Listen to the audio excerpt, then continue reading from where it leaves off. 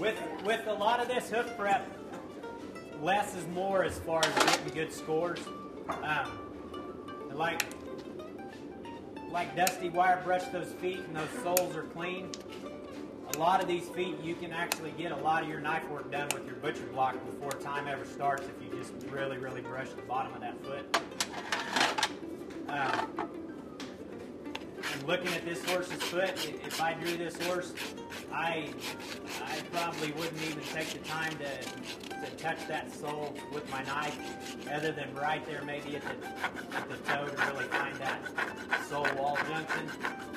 And I'd go on, like Dusty said, and spend time on points that are going to gain me more later on. So when you've got a real late quarter, you're just going to move that up, right? Yep.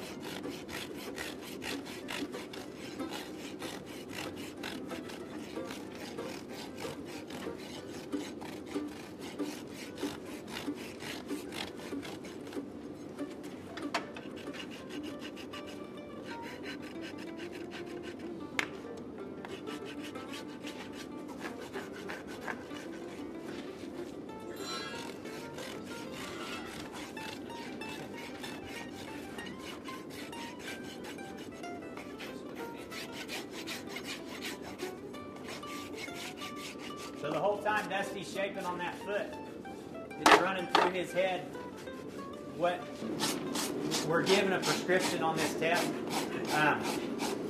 It doesn't have anything to do with how you shoe horses every day or how I shoe horses every day necessarily. We're given a set of instructions to follow, a protocol, and that's what we're after. What's the whole point of that is to keep this as objective as possible. So, you know, every one of these I come to, I pick up something for me that makes me a better everyday horseshoer that just comes out of the basics of shoeing horses.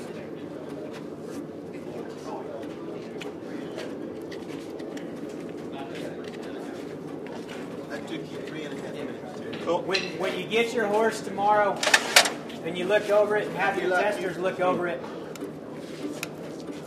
keep it in your mind, and your testers will too.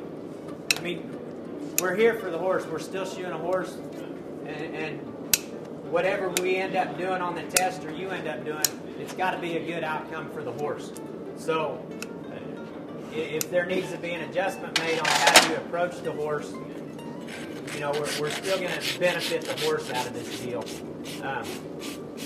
Just like everyday shoeing, we don't want any horses to walk out of here more lame than the way they walked in, you know.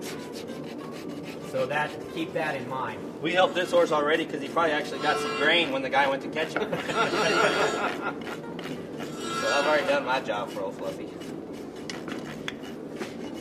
In taking this test, you got to keep rocking on. Time management is a crucial part of this test. If you get hung up on something and you're getting in a battle, maybe put that foot down and go pick up another foot and work on it, and go back and look at that foot and say, okay, do I need to just quit here and take a lump and go on and not lose a bunch of time trying to gain a point when you could go somewhere else and gain 2 points to make it more than make up for it somewhere else. You know, this is a sectional test. So at each point of the test, your goal is to get through that point of the test and get to go on to the next section. So just, you know, if I took this test, was taking this test and scored 7 straight down the score sheet, I'd be perfectly happy with that if I got to the point where I can have plenty of time to nail up at the end and do a good job there. So keep moving on. At some point, you're gonna have to stand back and let your testers underneath your horse. There's a point where you've got to just take a breather because those testers have to look at those shoes on the foot.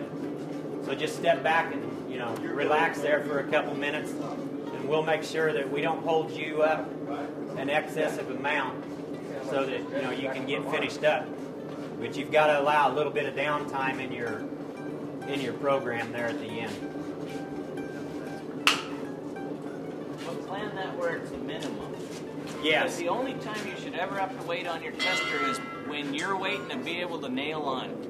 if your game plan sets up where you have to wait every time they score something, then you need to tweak your game plan. Because really, the only time they'll hold you up is when they go, "Can I nail this on?" And you pretty much don't have anything else to do. I'm leaving a bunch of depth on his feet, right? So his wall looks thin from the top because he just so rolled off. Those are the hardest feet to get flat because your wall's so thin. Any little slight variation in my rasping is going to leave it a dip. So I figured, well, okay, well, let's just nip a little bit more on these back. And probably shouldn't have done that. Making more work for myself now. Dusty mentioned a little bit earlier about balance versus flat. Any two of us in here can stand and argue all afternoon about how a horse is balanced. This test, the book says that we balance off the long axis of the limb or balance to the T-square. And we all know that not every horse can always be balanced exactly to that. You have a deviation or if the foot's such that it just can't be trimmed back into balance in one go. So address the balance as good as you can balance it. Don't get overly hung up on it. Don't spend an excessive amount of time. But to me, a place where you can shine on your skill is your flat score on this. Yeah. You know, flat's flat. We can't argue about flat. If I hold an aluminum plate on that foot that's perfectly flat, is there daylight or not? You know, that's what that boils down to. So get your balance addressed, you know, in an adequate amount of time. You want it to end up being a good shoeing job. If it's on the inside of the foot, then you're going to need to box that quicker than if it's on the outside, just from a safety and good shoeing standpoint. They have a big wide flare. You grasp that down where there's like no football and you take a knock on that. I would not dress my feet to the point I get rid of all the hoof wall. Yeah, don't do that. Don't dress beyond where you can have a full burn all the way around.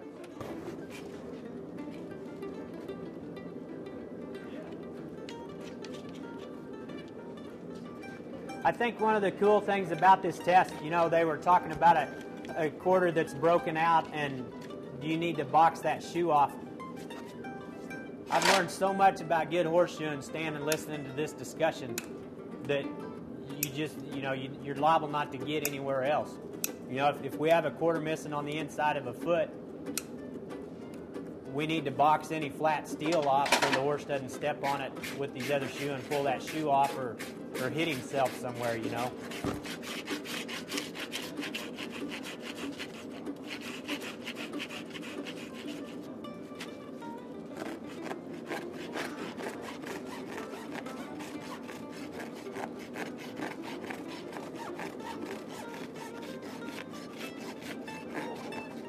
I think going through this certification is one of the best ways to learn to evaluate your own work.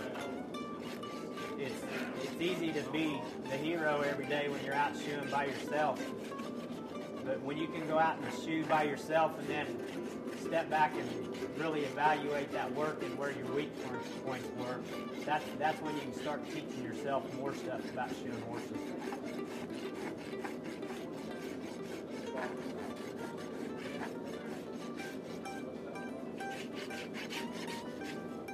So Dusty's at 14 minutes and he's coming in on the end of his trimming. What's the thoughts on doing 2 feet and 4 feet at once? Or 3.5 feet and get some steel in the fire for your front feet. And then finish trimming your last foot. To me, that looks like it works the best. That way you can build your front shoes. The testers can score the front shoes while you're building on your back shoes. It seems like there's the least amount of downtime while you're waiting on testers doing it that way. Go ahead and put your steel in the fire, like you say, at that 3.5 mark. That also means your holder time to kind of look around and see where the testers are at. Yeah. While you're trimming that last foot, you can be getting ready to talk about where the ass or to come all Yeah.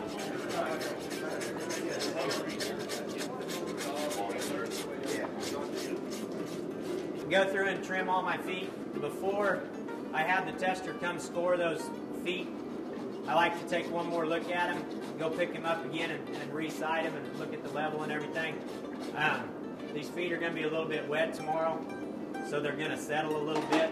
But also, if you put a foot down and come back to it, it's kind of like going and picking up a foot somebody else trimmed. The things that aren't quite right will really be more apt to jump out at you if you've not looked at that foot for a little bit. So that just, back to your question, it kind of comes down to, do I want to put my steel in before I'm all done dressing that foot, or? Steel before it's too hot. Right. If you've got a 3-burner cranked up, it doesn't take that steel very long to crack the toe.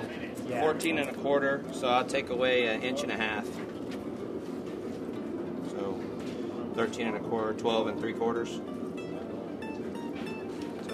So like this foot's gonna be a little smaller. Now, Dusty, can you tell them why you didn't measure your feet when you had the feet up? What do you mean up? When you Why got you're trimmed to the bottom of it, Dusty? that foot, why didn't you measure before you went on to the hind? Oh, because I hadn't dressed the other one yet. I hadn't trimmed the other one. So I wanted to match them. So I might have to come back and work on this foot again. How far back in the heels do you put that tape? Right where I want my fit to be. So I called a C fit, right? You go past the point of the heel just a little bit. Yep. Another reason I like to go back and look at my feet after I put my steel in the fire is that lets me get a good mental picture without all the confusion of the back feet. So if I go back and look at the front feet and double check my trim, then I've got the picture in my head of exactly, or hopefully exactly, how I want those shoes to be shaped. So that personally helps me in shoeing. Brian said something about the feet being wet, and Dusty kind of played the safety card just a little bit. He left his feet just a scotch long. When you go to burn them suckers a couple, 3 times as wet as they are, them feet are going to disappear like that. So now I'm going through my head, what's my score sheet? So my sole score, I'm looking at both sides of my foot. Do they look the same? Back of my foot cleaned off where I can have the same fit.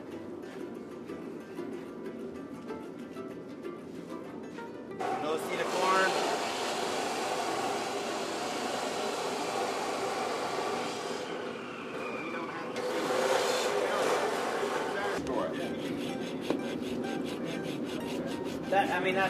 That's a little bit of a kind of hard to answer question, but a lot of this, from where you start, if you have a messed up horse like this, your points are going to come more from helping the horse rather than doing more detriment to the horse than what he was. Is that? Yeah. Like you're not going to line the bony column on this horse No. and want trimming. No. So Did you help the horse?